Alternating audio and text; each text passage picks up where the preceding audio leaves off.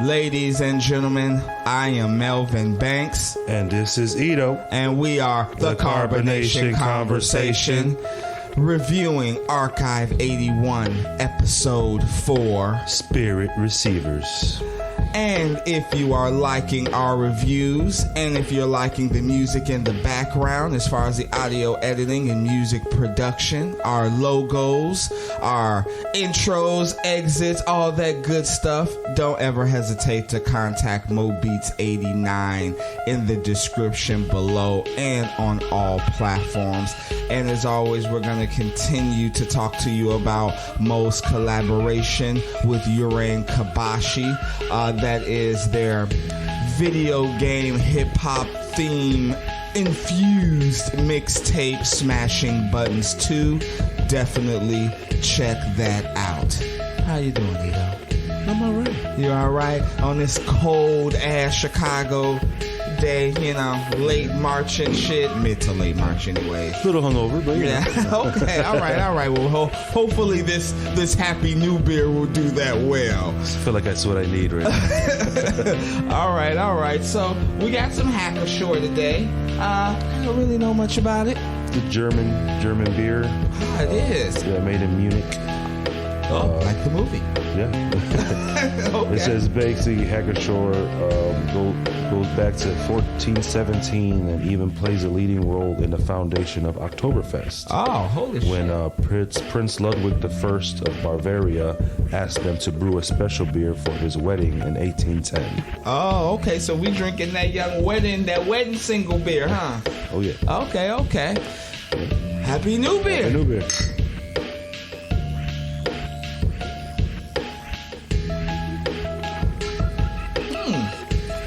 Very smooth. Yeah, that's a different taste.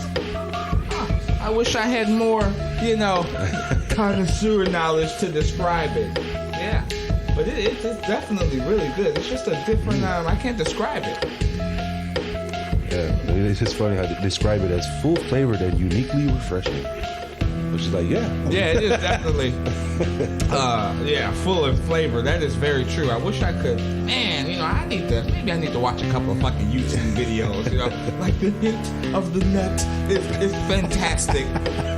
Anyways, let's go ahead and do our shout out. Because of our last review, our collaboration conversation with Quick Cakes by George, we definitely saw a spike in viewers and downloads of our Archive 81 episode 3. It was probably, I think, out of all three so far, the most downloaded episode that we've had. So we definitely want to thank George for Quinn Cakes for allowing his audience to listen to us. Hopefully you continue to join us in these future conversations, and I'm pretty sure George will be back soon. But as always, we want to make a shout out to our favorite listeners in the areas of Texas. We're getting some in California now, Florida, once again Massachusetts, Indiana, Chicago's always repping us with the downloads. As far as Illinois, we even got a couple of downloads in England. We really appreciate it. Thank you for listening. This shout out is for you. Shout out.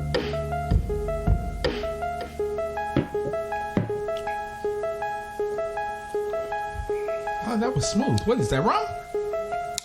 Yes. Oh, cool. Good stuff.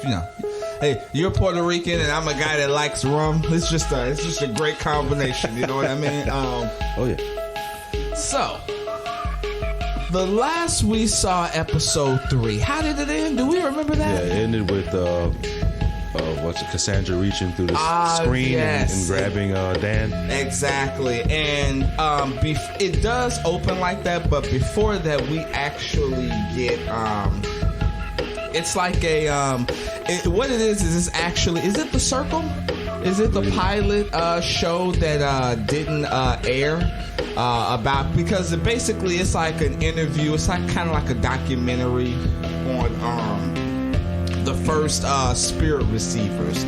Talks about Eleanor, the artist. They're just basically listing the things that were like supposed to be auctioned off. Exactly. And which later on, Cassandra said she couldn't go through, remember? Yeah. But yeah, it was like a list of different objects that apparently were made by spirit receivers. And they gave us a little bit of a more history about Eleanor, and this was like a lot of heavy information. Yeah, this basically like the first 3 minutes. Yeah, it was Eleanor Wall was a post-war European artist, and she was part of a radical group of abstract artists who explored roles as mediums for supernatural messages from spirit realm and beyond. And basically, she was doing this through different items, and some of the items they actually use in this specific episode. Yeah, like fork. But one of the things that they describe is the pictures and things that, she has a very, very deep connection. When she paints something, she feels like it's a message being speaking given to her. Or something, right? Because there is a photo, apparently, as a spirit photo of William Mumler, which shows Fanny, one of the mediums, Fanny Connins, I think her name was, and like in the background, it looks like kind of a spirit that's supposed to be her lost brother, William Mumler. You know what I mean? Okay. So that was one of the things they were apparently auctioning off at the time. Yeah, so that was pretty cool. We see that at least it's a little, I don't want to jump forward because I just remember when Annabelle and Melanie is in the elevator and Annabelle is like, they were lovers. But it definitely seems in this documentary that they grew up together. You know what I'm saying? Well, yeah, like because they made them like they were sisters. Yeah, exactly. I mean, although they moved in '74 to New York from Europe, and with her sister Cassandra, and established the Wall Gallery. Yeah, and basically Cassandra's been kind of keeping on the work. You know what I'm saying? So sell little keeping stuff, that shit alive. Sell little stuff here and there, just to make ends meet and shit. Yep. And then later, the next scene we have is Dan, and he's still kind of freaked out from his whole experience. Washing his face, taking some pills. Like, and I wouldn't blame him at this point. I would be like, I think it may be time to get the fuck up out of here. But you can see he's still interested. He's going to the basement since he's, kind of jacked into the cameras and the video is in a loop. Yeah. He's steady trying to get into see this if he could door. Try to just random numbers. Exactly. He ends up calling Mark. Just leaving a quick message. Hey, that YouTube shit. YouTube is good for everything, but hacking this motherfucking thing, like, bro, I think we need a professional. I'm gonna send you a picture of this thing. See if you can help me. Very, very quick scene with Mark. Well, I guess not. Well, with then him it goes, and Mark. Right, with him and Mark. At the time, he's in the alley. Yeah. Why I said alley? Woods. Yeah. Agree. Like, wait a minute. I'm in my head. Like, wait. He's in the woods, and all of a sudden, he sees Melody, and he's just like, "How the fuck you get here?" Right. What are you doing here? And she kind of doesn't know, and they talk for a little minute, and next thing you know, she hears Dan, or she was Bobby basically.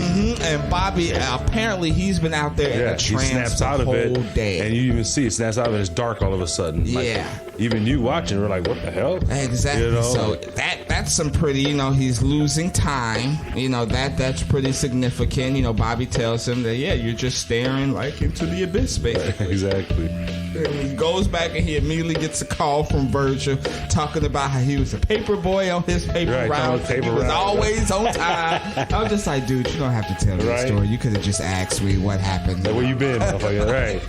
Gotta be all dramatic about it. And basically, he's telling Dan to get the fuck to work. You know what I'm saying? I'm paying you to do a job. Didn't get uploaded. I need you to get back to fucking work. And so that's what Dan does. He starts restoring tapes.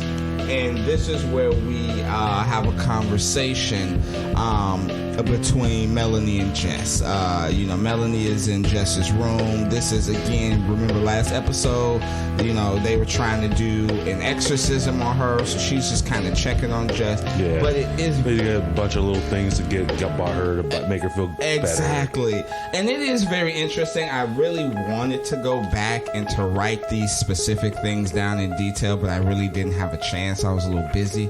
But I do want to note that Jess talks about a specific comet Yeah, and she it's talks called about Charon. it's an all-powerful comet, and the comet gets split up when it hits the Earth's atmosphere, and we are gonna get back to that. I do not think it's in this episode, though. Right. I think it relates to the next episode 5, but I did just want to mention a little bit about that comet. Yeah. Because just even how one of the items in the beginning was that pin. Yes. Which was made of Charonites. Exactly. Diamond Charonites, So when I even saw Comet Charon, maybe that exactly. So it made sense. Yep. So it's you're absolutely right. Right. And so they're talking, and she definitely mentions that Samuel bought her a telescope so they can see the stars whenever the comet comes, and Jess is kind of giving that look like, damn, Sam is trying to get close to this girl, but that's pretty that's pretty much that scene. They're just trying to she's just trying to make sure Jess is okay. They even talk about Jess says, oh, if I have another episode, I count backwards in Chinese. She's trying to move forward, type of thing. And then we have Annabelle and Melanie interview. They go to Cassandra because last episode Annabelle found out that Cassandra's like this big artsy person, and she can introduce her to people and all of this shit. So they go into Cassandra's place, and she's basically talking about exactly what the documentary was kind of talking about. Exactly. She basically talks about Eleanor. She shows off a few things. She definitely says Eleanor was an extremely spiritual person. She basically was a psychic. She can sense things. And one of the items was a painting of Cassandra that Eleanor did. Mm-hmm. She was topless. Which is weird for a sister to do. Exactly. Sister. Yeah, and I believe Melanie even spots like the case that she recognized during the she saw the meeting. Statue. Yeah, and she's trying to get into it. It was a Calego, right? Yes, she's trying to get into it, and Cassandra's just like, oh yeah, I don't have the key. I misplaced the key somewhere. Yeah. And she's, pointing to other things, and Melanie does try to bring up the code again, but does get interrupted by Annabelle. And then Annabelle, somehow she ends up bringing up the code again, and she's just like, hey, is that what you're looking for? Hey, I'm having a dinner party. Yeah, she's like, I'm having a dinner party. You guys should come. Maybe they know something about your, as Annabelle described, her deadbeat mom. And not only that, she gives Cassandra gives Annabelle the paint that Eleanor used to use in her drawing. She's like, hey, you could appreciate this. Why don't you start using it? And so we're like, okay, we're gonna see what happens tonight. And speaking of the comet, Eleanor, Cassandra actually mentions that. Yeah, she says the pendant on her the necklace is made from the comet, and the paint is too. Yeah, she does say that. Yeah, I forgot about that, and that's very, very important because now it got me thinking, like, are we fucking with like a symbiote? Right. What I'm saying? Is it kind of like that? That's what it seems. Like alien ghost symbiote? That's interesting. Right. Tell me more. But yeah, they basically leave after that. Yeah, and this is what Annabelle tells Melody in the elevator, like, they were lovers, not sisters. Yeah, right? in fact, she says Eleanor killed herself. Yeah. She says she drowned by jumping off the Hudson River. I was like, yeah, I wouldn't be fucking with that paint. Like, obviously she's telling you that she was spiritual, she's psychic, she's very open and honest, and she's like, by the way, here, take this. She used to use this, to contact spirits. Maybe that'll help. Right. You can appreciate it. It's a setup. I'm cool. And basically, so they're back to the apartment, and Sam was already outside the door. I guess he was looking for them, knocking on the door, and basically Annabelle tells him that they know. Basically, that they know that he fucked Tamara. Exactly. I believe that. About the cult, Tamara. First about the cult and Tamara and stuff. Yeah, and so he's all embarrassed. You know, he's trying to save face. He does want the key that he gave Melody. That's why he's basically up there. But he gets the that's key. What happens. When Melody goes in to get the key, that's when Annabelle basically confronts him about the shit. Yeah, and it's so funny because, you know, Sam is sly. He's sly and slick, and when I say that, I mean, obviously, he's confronted, and he's caught, you know, trying to holler at Melanie, but fucking Tamara. And then the motherfucker goes, he's like, oh, it's not okay. This is not okay. It's not okay. We used to date, but this is not okay. And it just storms off like he's the fucking victim. He's right. I'm like, what the fuck? Like, are we supposed to feel bad for him right now? Right? Like, then you actually see Melanie at least looking like, oh, you know, maybe it was just a one-time thing. Like, no, Melanie, don't fucking fall for it. That motherfucker. But yeah, and then we're back to Dan. Dan turns the screen off and sees a reflection. Yes. And he has a flashback. Yeah. And the flashback is like the most sixth sense type shit ever. He's a flashback when he's a kid. He's going into his sister's room. Yeah. She's in like the Sixth Sense tent. Yeah, she's actually playing that tune on the piano again. Yeah. Mm-hmm. You know, she's like, come in. You know.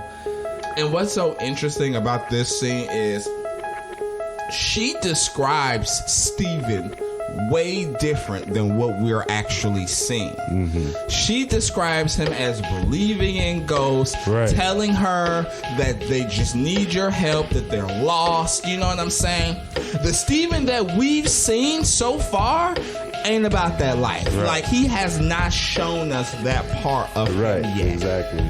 And so it was very interesting to see the sister say, oh, you don't see them? Daddy talks to me about this all the time. Like, he says that they're fine. It's fine. Everything is good. So that was a very interesting flashback that he had. And then Dan, it seems like he wakes up from the flashback. And then hears noises, you know. Then finds Melody in another room.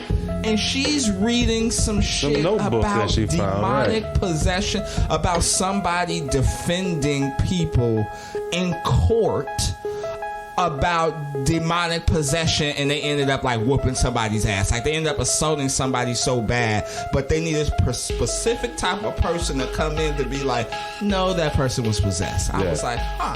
And Melody's like, did you write this? And he's like, hell no, I didn't write this shit. And she's just, you know, flipping through the pages. She has a box in her hand, and she opens it up, and he's like, holy shit. He's like, how did this get in here? It's his, a tape that his dad made for him. Yeah, it was like a compilation of all of his best scenes in movies. Clips, and he said, I don't know if it was out of anger of his dad, but he said he ended up smashing it with a baseball bat. And then they have a very, very emotional scene because they're basically talking about forgiveness and forgiveness of their parents. Yeah, because she also talks about the ring that her mother gave her that's on her neck and stuff. And she said every time she threw it out, she basically went back. Always had to go back again. You know, she couldn't follow through. Exactly. And you know, they are really relating. Now, I finally noticed, because you and George basically implanted it in my head last episode, like, man, look at the scenery, look around, you see the dust and everything, and I'm just like, have they touched each other yet? Like, just physically. Right. Like, you know, I remember she handed him the box, but I don't remember if they actually touched. That's all I want to say. You know what I'm saying? This is when also he tells her that Stephen Turner's his father. Yes, and she's so surprised. She's like, but you said your father was dead. Right. How can this be? The light starts, you know, goes high. It's like a surge, and it goes out. And she's gone. You know, she does say his name one more time, and I think he says her name. I'm screaming like, Melody, where you at? Melody! You know what I'm saying? Happy New Beer. I'm like, what the fuck's going on here? Like, this shit really happening or what? What the fuck, you know? Yeah. And then he's looking through the book. That's because the box in the book is still there. Right. So it's really getting a little bit fucking crazy here. Then he opens a closet and there's tons more of notebooks. So somebody was there before, and somebody is doing the exact same thing that he is doing, at least to a certain degree, as far as trying to get into that fucking room. Right. And he finds the code. Finds the code in one of the notebooks, and it said the name on the notebook was T. Bellows. Yes, and he goes in there, finds his dad's file, and basically starts looking through it. Yeah, he wrote about paranormal perception in non-schizophrenic adults. Yes, and this is where he's having a conversation with Mark, because it's kind of a 1-2 scene. You know, he's looking through and he's talking to Mark about what he found, and just like you said, Mark is like, okay, it definitely sounds like your dad was into parapsychology. Like, he liked the supernatural type of shit. You know, Sam and Dean could have used a guy like this, basically. Right. And the two things, I did write them down, the two things that when he was flipping the pages, one of the things said vibrational manipulation as a means of cross-dimensional bridges. What the fuck? Right. Second thing, night terrors. That was the one that you was just saying. Right. Paranormal perception, non-schizophrenic adults. And it's just like, is this how they just describe contacting the other side and going to another dimension? Why you just can't say go into another dimension? Right. Like, what the fuck? Vibrational manipulation? Medical terms. I was like, what the fuck? But yeah, Dan is telling Mark, he's just like, hey bro, can you find this T. Bellows guy? Can you dig some deep? And oh yeah, it's strange. I found some of the actual physical objects from the visit. Right. Melanie's ring. And her journal. Couple of the other burnt items. So now the pieces are starting to come together, because if you're thinking this is like a ghost haunting, that would make sense. Right. The stuff is there. You know, all the movies that we've seen throughout our lifetime say if you got something that's possessed, that you know, all of that shit. So crazy. Yeah. You know what I'm saying? And at this point, as soon as Mark gets off the phone with Dan, Virgil's there. Virgil shows up. Yeah. And he's slick, you know, Virgil's slick, but he basically tries to reason with Mark. At first, Mark is like, fuck you, I don't know you, you trying to buy my place, whatever, you know what I'm saying? He offers Mark money to keep tabs on him in a way. Yeah. You know what I mean? He's like, that's my boy, fuck you. You know, and basically, Virgil's basically just asking about Dan's mental stability. Seems like he's trying to have his own little thing, but it's still coming off as a dick. You know what I mean? And to me, I you know, for a second I was like, oh, that seems kind of sincere. But at the same time, I'm like, I don't know. You know, maybe Virgil just knows all about this paranormal shit, and to make somebody else not believe this same shit, he's setting seeds. He's like, Mark, you know, I'm really worried about him. You know, he's already had one psychotic break before, and that leads us to, you know what I'm saying, at the ending when, you know, Mark is looking at the fucking card, you know, but obviously that's the ending. The next scene, we're at is this Annabelle? Yeah, Annabelle's starting to use the paint for the first time, and she's asking Melody about her quote-unquote sex dreams with Dan. At first she says the doctor. She's like, can you sex dreams with the doctor? She's like, no, it's not the doctor. And then she's like, yeah, but it's more like a conversation. You can even see Dan like, all right, like, that's weird. You know what I'm saying? We all got the, like, is she talking about those conversations? Right. Oh, that's interesting. How was she able to talk about those conversations? Exactly. You know what I'm saying? Like, it just happened, and apparently these are old recordings. So exactly. It's very interesting. So she's getting ready to go to that dinner party at Cassandra's, and Annabelle's just like, just go, I'll meet you there, because she's painting. Yeah, and even when she was starting, she's like, oh my God, I hope I find the door. I hope, you know what I'm saying, this is what's going to connect me to something. So she was already kind of fucking around and just like, oh, maybe this could happen, and maybe this could happen. And Melanie goes to the party. She's interviewing random people. You know, she interviews a crazy lady who records basically everything. You know, she records shows and feels they have a message for her. Yes, but she shouldn't say. Yeah, and you know what I'm saying? It was very weird. Like, at first, you're just like, okay, we got a crazy person here. Cool. And then she just drops a good phrase, and you're like, oh, tell me more.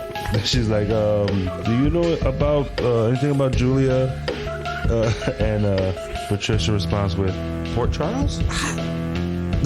That's why I thought I had to rewind, and I was like, what the fuck this bitch said? Like, really? Port Charles? And then she also meets another tenant whose name I forget, the Asian woman who basically says she makes the mask, and then Helen Young. Yeah, she corrects the shit out of Melody, because Melody's like, oh, you talking about the ritual opera? She's like, no, it wasn't a ritual. You know, she was just like, it's just a mask. You know what I'm saying? And then she's like, oh, were you a part of the meetings downstairs? The cult? Yeah. And she just gets up and walks the fuck off. She's like, yeah, I gotta go. Right. And basically, when, Samuel walks in with Evie Crest. Okay, so Dan at this moment says, "Oh my God, it's fucking her." Then Dan starts tripping like, "Damn, who the fuck is she?" She's really there.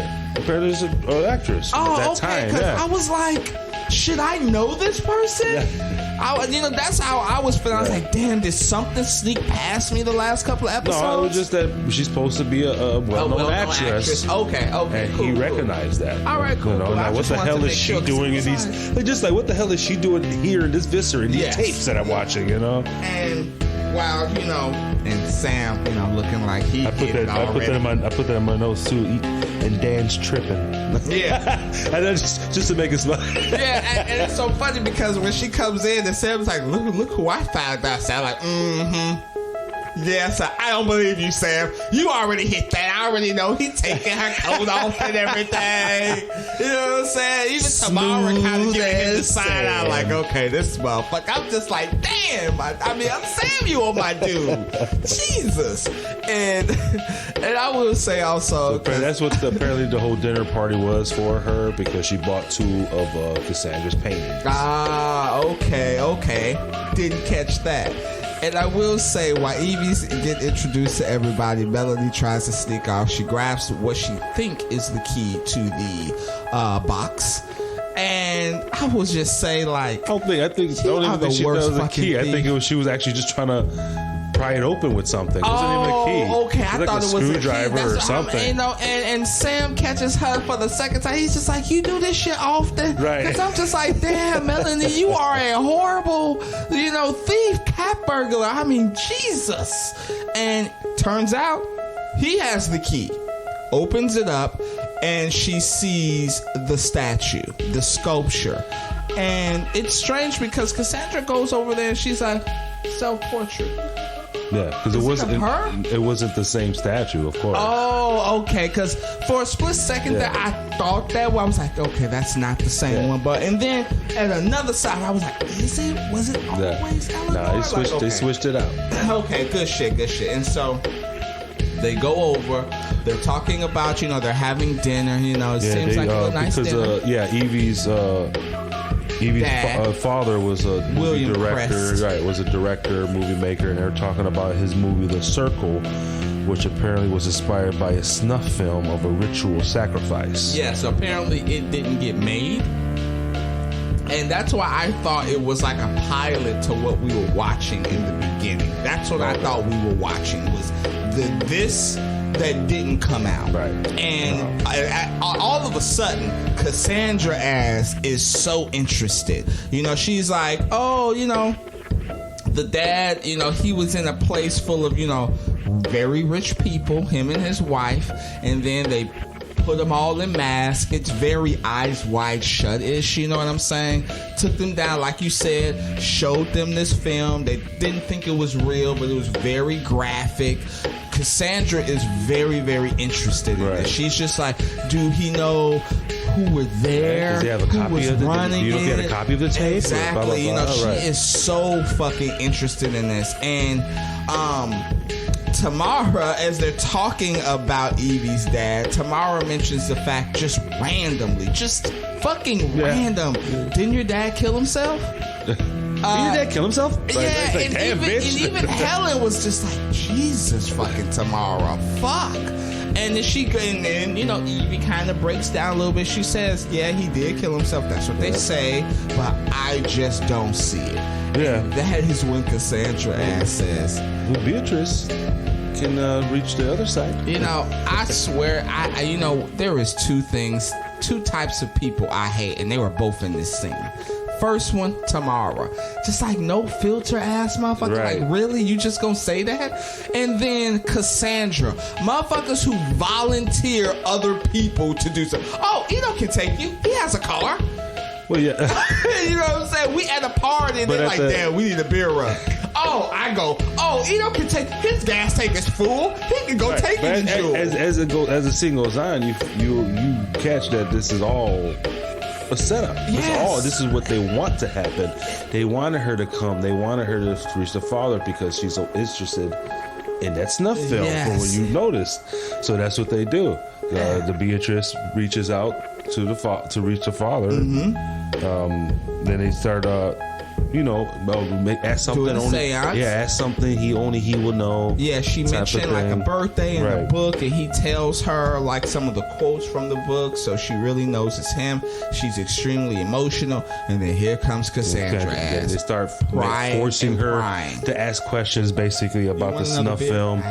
Yes, this is good. I'm just throwing it out there, but go ahead. But yeah, basically just forcing her to ask the father about the snuff film. Different things. Does he know who it was or where to find a tape? Does he have a tape? Blah, blah, blah, She actually answers at least the first question. Who was it? And then he says a name like Gregory or Clark or something like that. But the bottom line, it was Evie's uncle. Yeah. But that was the only question I believe that Beatrice actually asked when Cassandra kept prying and prying. Finally, Beatrice loses the spirit. Cassandra insists on them trying again. And at this point, Beatrice looks at her. She says no. She aggressively insists. And she's like, okay, it's dropped. And I don't know how it transitioned from Evie to doing a seance with Melody, but it somehow it does. Like Cassandra, I forget how Cassandra transitions to it. But she just, I think she said something along the lines isn't there somebody you wanted to reach? Yeah. And so and at first Melody's like, my mom's not dead. Yeah. And she's like, well, how do you know? Why don't you try? And as Beatrice is actually about to start, the video pauses. Not yet. Oh, not yet? Okay, go ahead then. They should try to connect with Julia Bennett first. Then she tries and then nothing. But then that's when she says, wait, there's someone else. And that's when the tape freezes. And as soon as the tape freezes, Melody is in the room behind Dan. And she's just like, what are you watching? And he's just like, some footage I'm working on. And she's just like, oh, so you're in film production because her mom. Right. The connection, which just fucking popped in my hair right now. Happy in the bit, goddammit. And he's just like, no, I restore things. And then she said, he's just like, how did you get here? And she's just like, I don't know. And then she says, but I'm supposed to tell you something. And he goes, what? She goes, I don't know. And then she says, I think I need your help. And then she notices her diary in the corner. And she's like, what the fuck is that? Why do you have it? And why does it look like this? And then She starts freaking out, this is right. the fucking confrontation. This is, again, like I told y'all last episode, when I get the chills and my eyes start leaking. So it was like, this is the confrontation right here. He sees his sister talking about the ghosts and shit. And that's when he tells her, Melody, you're dead. Yeah, he's like, you've been dead for the past 25 years. She yelled, I'm not fucking dead. Yeah, and he's just like, and I would have definitely explained him calmly like he did, but when he went into, but I'm supposed to help you, and I think that was too much for her, you know what I'm saying? But the whole first explanation was good enough. Dan, like you said, the visor, there was a fire, basically we're just trying to figure out what happened, and she freaks out, and boom, power surge again. She disappears. Now at this point I have to ask you, does Dan leave the room? Because I feel like obviously the video starts playing again, but I'm like, is Dan there watching the video? Because you don't see, it's like the video plays but you don't see no one. Yeah, but he's there. He's there, right? He's there, okay, because that's cool. when the video pauses, she's behind him. Mm-hmm. So he basically turns around. Okay. She disappears. I get you. Yes. And so then we start to get their entire conversations so it goes at back different points. Right, it goes back to Beatrice saying that, she's someone else reaching out, and she starts quoting every conversation that Dan and Melody has had since the beginning. So it's just like, what the? She starts freaking out. Like, how do you know this? Yes. And Dan's fucking freaking out. Like, how do you know my this dreams? is real. Yes. Dan's just like, this is real. Yeah. Like, what the fuck? Yeah. And it gets to the point where Melanie's freaking out. Beatrice is just repeating everything that they've ever said over and over again. Cassandra finally attempts to stop it. And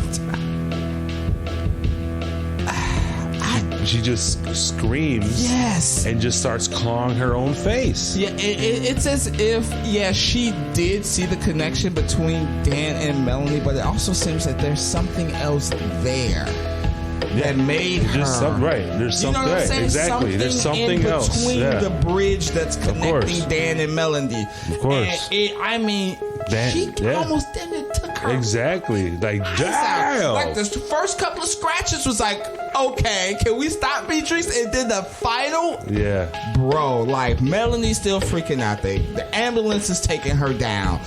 Melanie is just screaming like, how do you know? How do you know who is? What's going on? What's going on? I'm just like, Melanie, leave her alone. I was like, what the fuck is? Ask her, Melanie. Beatrice, can you answer? Can you help me? I'm just like, she's fucked up. She can't answer. I'm like, leave her alone. I know, and then like you said, and at this point, Dan is doing the exact same shit. He's calling Mark. He said, now Mark's worried looking at Virgil's card and shit. I know now, and that is the inability of honestly just being honest. You were honest with Mark up until the point of you seeing Melanie, and Mark is a paranormal dude. I understand that Mark did say, my day job, I don't really believe in that shit. This is kind of my hobby thing. Yeah. But still, bro, you should have been honest with him and told him that you were seeing Melanie. And at the same time, he didn't know, you know what I mean? Like, he doesn't know if he believes it. Yeah, and he even says it when he's telling Mark, I thought I thought it wasn't real, but it's real. I'm communicating with her through the tape. I can save her. And I'm just like, save her. Save Melanie. Like, y'all live happily ever after, make some mixed racial ass babies. I don't know. It's 25 years difference. I don't know. What are you, 8? Because she, when she actually confronts Steven, she tells him, and she's like, hey, I think I'm being haunted. This is what's happening. And it's your son. Yeah. And Steven. Danny? Yeah. Did we even talk about that conversation? Yeah, we did. Okay. Because even that fucking scene, Steven was like, well, I have room for imagination, but I don't really believe it. I'm like, come on, Steven. Come on now. What's your daughter saying now, brother? Right. Like, come on, like, why is everybody lying to everybody? But anyways, I believe. Did we miss anything? Yeah, that's when Melody goes back to the room. And Annabelle, basically, she never went to the party. She went ham and fucking paintings. She's doing those scribble paintings that apparently, remember that Melody was doing when she was a kid. Yeah. That's what it looked like. Oh, good shit. You know? Good shit. Yeah, you're absolutely right. And then she's like, can you see it? You know, there's somebody there. Yeah, there's someone there. And so I'm just like, man, do we need to call the motherfucking Ghostbusters? Ain't they in New York around this time? Ain't it like 97? Yeah. But yeah, man, and it's then the camera zooms in and focuses on one of the paintings. And you see, and there's a demonic face pops up and snarls. Yeah. But I think that was just for us. Because it wasn't like Dan was watching that. Yeah, that is true. And it's just like, man, I'm so interested. Like one of my favorite horror movies. We're about to get off this real quick. One of my favorite horror movies is and they often say like that girl in the ring had some type of ability where she could create photographs, and that's how she was able to stay in the tape.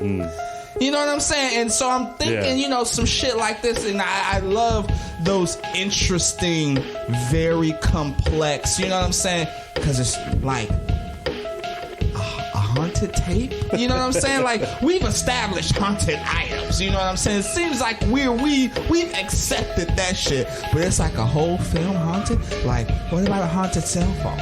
A haunted number? You know what I'm saying? All this extra shit. Yeah. But, ladies and gentlemen, I am Melvin Banks. And this is Ito. And we are the Carbonation Conversation. Thank you for joining us for Archive 81, Episode 4. And we kind of love you. Peace. We love you.